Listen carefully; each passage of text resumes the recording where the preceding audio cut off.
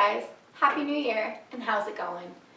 In today's video, I'm basically going to go over where I get my seeds from, how I go about getting my seed catalogs, a little bit of information about which ones I recommend. We're going to get started in today's video with my #1 place to get seeds from. And that, my friends, is Baker Creek Heirloom Seeds. At rareseeds.com, you can find awesome varieties. To just show you a little bit about what I'm talking about, I'm just going to basically show you some of the catalogs now. Oops, I dropped it. So my first up, like I said, is Baker Creek. And this is Baker Creek's catalogs currently for this year. This is the free seed catalog. All of the seed catalogs that I'm going to show you today are all free. And you just go to their website and request a free catalog to your home or wherever you would like it to be sent, and they will send it within a few weeks. In this seed catalog, anything you order seed related will be free. There will be no shipping costs, so it'll just be the seed price and then it'll be shipped to your house. No additional fees or anything like that. This catalog here, like I said, is the free catalog. But you're going to find that there is a whole seed catalog from them that you can also purchase. And I purchased that myself this year. I was really excited. I really wanted to buy it last year. These green beans in particular right here are called Dragon Tongue green beans, and they were a favorite of mine from Baker Creek, and I've continued grow in my garden this year. So that is something that I can definitely recommend and have tried. And I'll go ahead and put a couple pictures and maybe some video of those plants and what they look like, and they tasted really good. I've definitely tried a few different varieties of green beans. It's not the first time I've grown green beans, although I do believe it was the first time I grew bush green beans. I've always just grown green beans on like a trellis.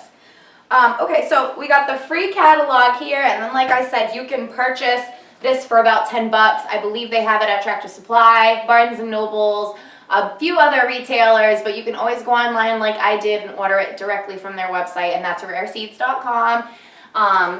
And this is the cover, and just to show you, like, this is a huge book, and there's just beautiful pictures in this book.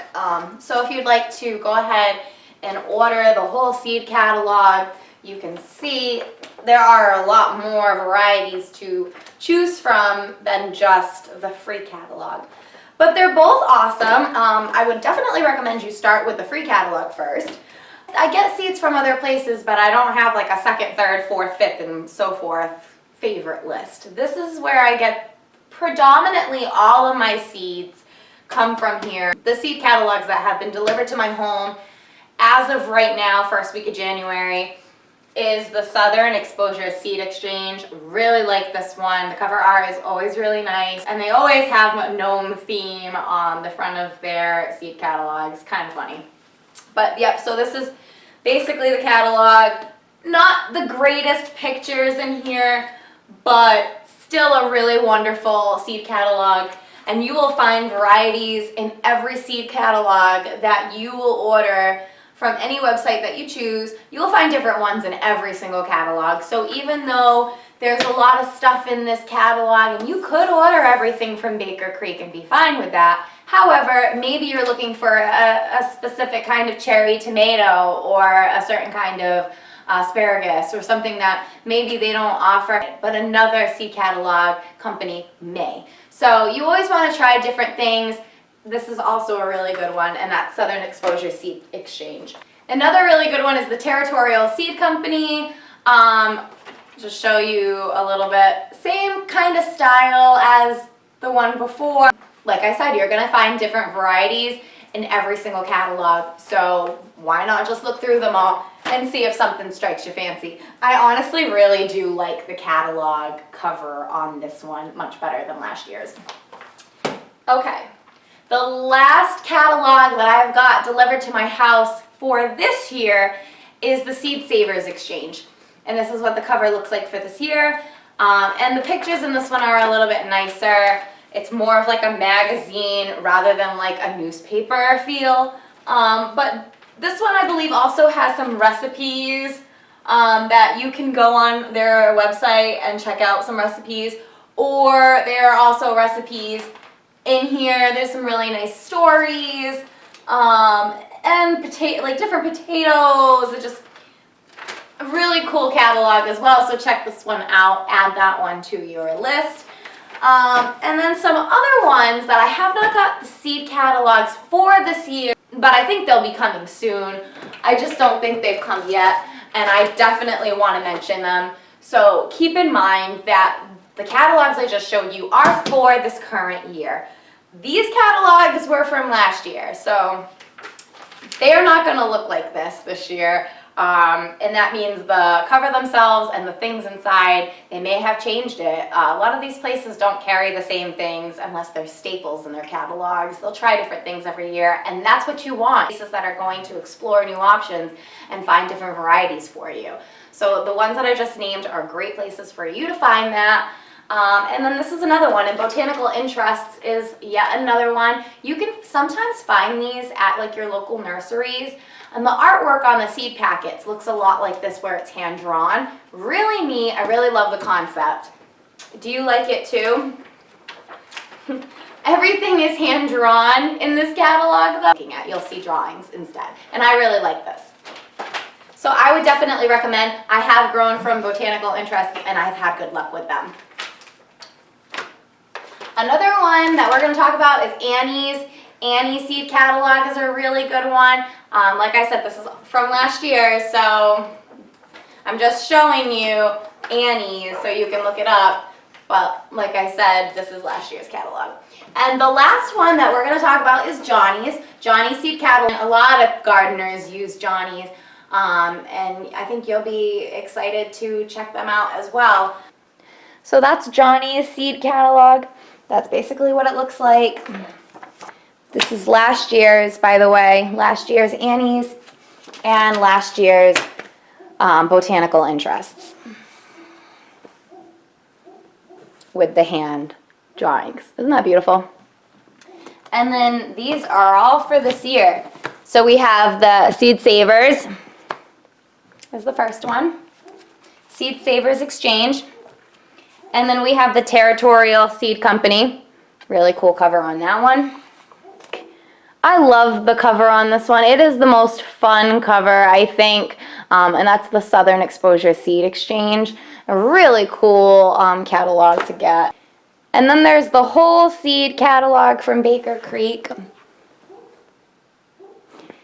And the free one that you get from the catalog. So those are my top catalogs that I order from. But I also go to like stores like Ocean State Job Lot, or like I said, nurseries carry Botanical Interests. So you don't always have to go online to order from these places if you can find them in a store. But also Ferry Morse and Burpee are fine too. And if you're looking for seeds and you don't want to buy a lot of seeds, go to a seed swap. There is one at Haskell's. I did a video on Haskell's. I don't know if you're new to my channel or not, or if you do follow my channel, there is a video on here. Alan P. Haskell Public Gardens, I think that's what it's called. In the video thumbnail, it's me and another girl standing next to a rainbow greenhouse. So if you're looking for that video, that's how you can find it. But like I said, there's going to be a seed swap at Haskell's. So I'm going to be going there, and I'm probably going to bring some of the seeds that I started and I tried last year that I don't want to start again this year. I like to try new things, so some of the good things that I really enjoyed growing, I'll continue to grow year after year, but a lot of the times you can save your own seeds. So say something goes to flower, let that flower go to seed, and then you can harvest those seeds and not have to buy them continuously year after year. Continue to buy new things and save the seeds to the things that you've already purchased. But seed swaps are great for trying new things, or only getting a handful of seeds that you just want to try instead of getting like, say, 300 per pack. They last a long time, these seed packets, and they can still produce plants. So just because you've had seeds for a long time does not mean that that is going to stop them from growing. Obviously, the newer they are, I think the better they are, but they can last for quite a while. So keep that in mind, especially if they're stored. They need to be stored in the correct temperature. You don't want your seeds in a warm place, a warm or humid place. You definitely want to make sure they're in a cool, dry, safe spot. How can I help you? You want to help me talk about seeds? Okay, so you bought some seeds. You want to make sure that you store them in a dry, cool location. So basement would be ideal. We have ours in the basement. I'm going to show you how I organize my seeds and keep them stored. And that's going to be it for this video. I will do more garden videos, obviously. I will have some more seed related videos and planting videos coming up as well. I have not really started to plan everything yet. I'm just kind of starting to pick my seeds. That's kind of where I'm at right now, and that's why I wanted to touch base with you guys, basically just to tell you guys that I am starting to get my seeds ordered. And if you haven't yet, maybe you have no idea how to go about it. Hopefully I've started you on your path and you have enough catalogs and places where you feel comfortable in order to buy your seeds. But yeah, let me go downstairs so I can show you how I store these seeds. These are my vegetable seeds, and they're all color coordinated. So if they're a tomato, they're up here. Pepper is the next one. Corn, greens, onion, just different things that I've purchased, and I'll show you in a second. But this is where I store all my vegetable seeds. And in this one is all of my flowers. And I set it up with perennials on one side and my annuals on the other. So I just want to let you guys know so that I went to Michael's because Jeremy bought me one of these for Christmas for my seed storing, and I thought it was genius. I've definitely seen other people with these, and I think they're perfect for seed storing. So I had just gone to Michael's to get another one because I have all my vegetable seeds in the one that he gave me, but seeing as though I order seeds every year, it's gonna get full and I'm going to need another one. So I went to Michael's, and they're actually 50% off. All craft storage right now is 50% off. So if you're looking for one of these, I think I paid like $15 and they're regularly like $40. I would never want to pay $40 for this, but 15 bucks. I don't know if it was like 50 or 60% off, but they were like a little less than $15 a piece. So if you're looking for these, now is the time to go, because if you wait, they're going to be back to $40, and I don't think you want to pay $40 for this. But let's crack this open and I'll show you a little bit inside and some of the seeds that I have. Okay. So on the left side, I have all of my perennial flowers. So flowers that will continue to grow every year once I plant them. Annuals die back. As soon as the frost comes, it wipes them right out and they will not come back next year.